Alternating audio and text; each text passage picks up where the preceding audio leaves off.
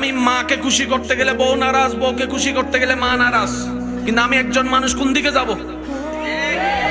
ইসলাম বলে তুমি তোমার মার কি সন্তান, তুমি তোমার বউয়ের কি স্বামী।